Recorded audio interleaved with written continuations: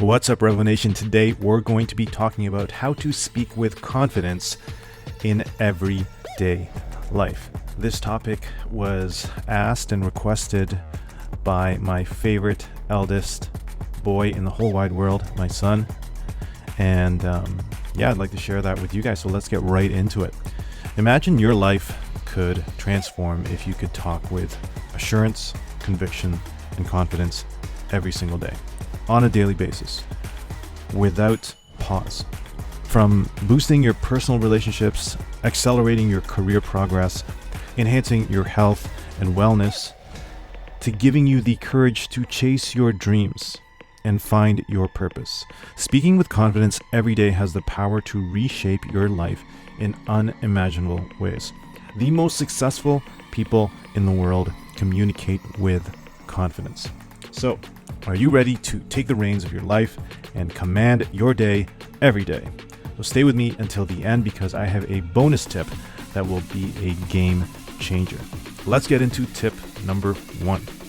Start with daily affirmations.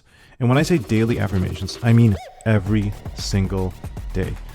Repeating positive, empowering statements to yourself every morning sets the tone for the rest of your day.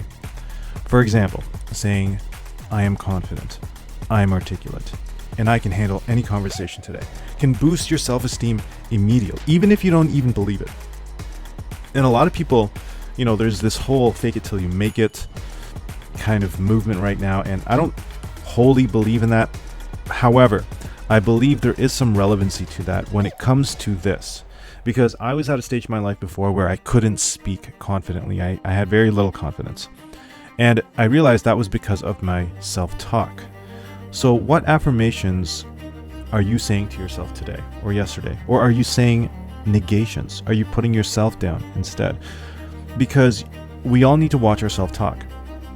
And yes, we need to improve our weaknesses, but the energy of your self-talk will overflow to the relationships you have with others that you're communicating to. Just the way you can sense when someone's depressed, you can also tell when somebody's self-talk is affirming or negative. So pay attention to that. What is your self-talk like? Is it positive or is it negative? Tip 2, visualization. Before any conversation or presentation or meeting, take a few moments to visualize it going well. Visualize it the way you want it to go. Now, we've known this now in athletics, Olympics, professional sports. Athletes use this technique to improve performance. And a Harvard study, along with other university studies, have found that people who visualize playing something, like for example, playing the piano, experience almost the same brain growth and development as those who physically practiced. So what challenging situation can you visualize handling with confidence today? Maybe it's a presentation, a meeting. I use this often in a sense before any meeting I have, whether it's with a friend, a business partner, a client, or any interaction. And if you know anybody that I've worked with, oftentimes on the way to a event, I'll say a little prayer. And I will pray for the interaction. I'll pray for the person I'm meeting and what I want to come out of it. And during that prayer, I can visualize things going well or achieving the intended outcome. And more often than not, it goes that way because I've visualized it first. So that's something to be self-conscious of. That's something to be mindful of when you're going to a meeting. Are you praying? Are you visualizing it before you meet? Now, I'm not saying prayer and visualization are the same thing because they're not, but that's an entirely other topic. And if you want me to get into that in another video, I'm happy to do it. Just leave a comment down below. Let's go into tip 3, practice active listening. Effective communication isn't just about speaking well, but also listening and responding thoughtfully. This shows respect.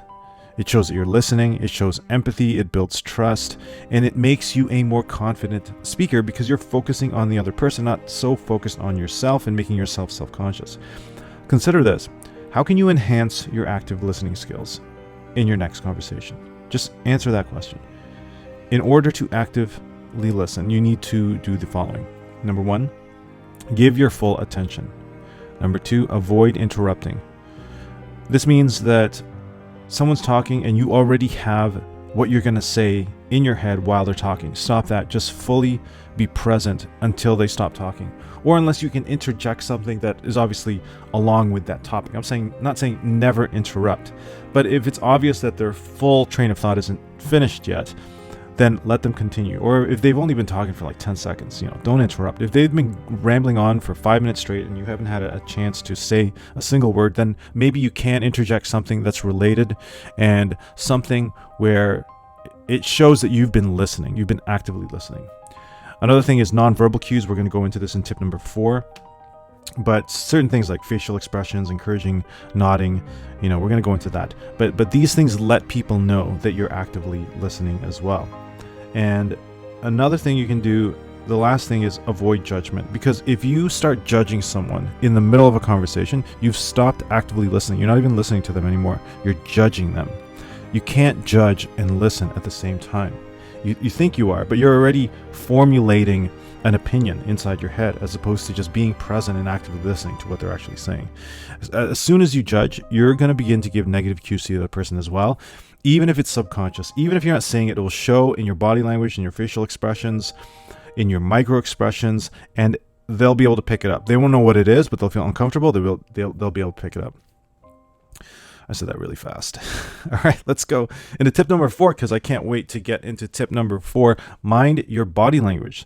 So, standing tall, right? Not hunched over. Maintaining eye contact, not looking all over the place or looking down or never making eye. I'm not saying you have to maintain eye contact like a creep the whole way through, but at least give eye contact. You can break it, give eye contact, you can break it. At least acknowledge the person. That's what eye contact is doing, right? And you can also read the person when you're making eye contact. Using open gestures also expresses and projects confidence, but also you'll feel more confident when you do that. Think about maintaining an open stance as well. Studies show that in a group, those who are uncomfortable display closed body language and a closed stance as opposed to an open stance, meaning you're taking up more space. I'm not saying be obnoxious about it, like do the splits in every single conversation that you're in, but have your feet shoulder width apart and stand tall, stand with confidence, stand open, right? Think about how you can consciously incorporate positive body language in your daily interactions. And body language is an entirely other video. We can make a whole other video on that. So again, if you'd like that, comment down below. Finally, let's get to tip number 5 before we get to our bonus tip. Keep learning and growing. Expand your knowledge, hone your skills, and continuously push your boundaries. The more competent you are, the more confident you'll feel. That's just a given. And what's one new thing that you can learn today that will boost your confidence? And the answer to that is anything, really. One new thing that you can learn today. Did you learn one new thing today? Because if you did, that means you're growing. And if you do that 365 times, that means in 365 days, in 1 year, you would have learned 365 things.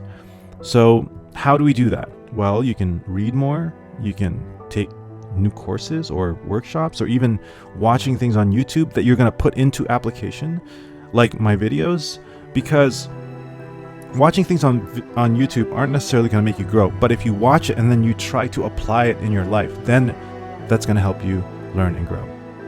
One of the easiest and freest ways to continue learning and growing is to take time to reflect and self-assess, right? And then take action to improve what you've just reflected on. Because being in this state of growth will naturally give you this aura of confidence. You'll communicate with confidence if you're in this learning and growing state, because it gives you momentum and you can share new knowledge with others. And when people talk about certain things, maybe you've studied or learned about those things and you can share your thoughts on it or your opinions on it, your knowledge on it. And in that sense too, when we're communicating with others, don't be afraid to take stuff in, because we learn so much from just, again, number 3, actively listening. All right, so, I'd like to look at the life of Helen Keller, who, despite being deaf and blind since infancy, became a world-renowned speaker and activist. She could not have done this if she didn't learn how to speak confidently. Her life serves as an inspiration. I often go to Helen Keller quotes growing up, just looking through them, because So much of what she says reminds us that there's no hurdle too high if we approach it with confidence and determination. But that's the key, confidence and determination. And if Helen Keller could do it, could speak with such confidence and such conviction, what's stopping you? You can obviously hear because you're listening to this. You can see you're watching this video. Maybe you're listening to the podcast. Whatever it is, there's nothing stopping you. Remember that courage is resistance to fear, mastery of fear, not the absence of fear. So I know most of the people who would be watching a video like this is because, there's some fear of communication. But if you can muster your courage, master your fear, you can let your voice be heard with confidence. Before we wrap up, here's your bonus tip. We talked about self-reflection, and here we're going to talk about reflecting at the end of each day.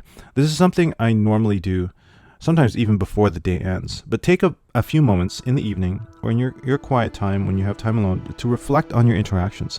This is something that I play over and over. What could I have said better? What could I have done better? Recognize your victories, however small, however tiny, and identify areas where you can improve. Because it's not enough to just say, oh man, I really didn't talk well there. Oh, I shouldn't have said that. I can't believe I said that. You don't want to be so down on yourself before you go to sleep. Remember, we go back to the self-talk. What's your self-talk like? We have to be realistic. Okay, we need to improve here, but hey, I did this well, and I can improve, and that's okay. Because seeing those mistakes, seeing where you can improve, leads you back to growth. And learning and growth leads you back to confidence. So it's this beautiful circle of confidence, right? And this habit of daily reflection will steadily build your speaking confidence as well. All right, Revo Nation, armed with these tips, you're ready to face every day with renewed confidence. Remember, change is a process, not an event. Take small steps every day, and soon you'll see a big transformation. And if this video has helped you out at all, you'll probably benefit from this one also. So make sure to like, subscribe, and make sure to hit that bell notification for future videos. Share this with someone you think it can help. And until next time, go out there and conquer.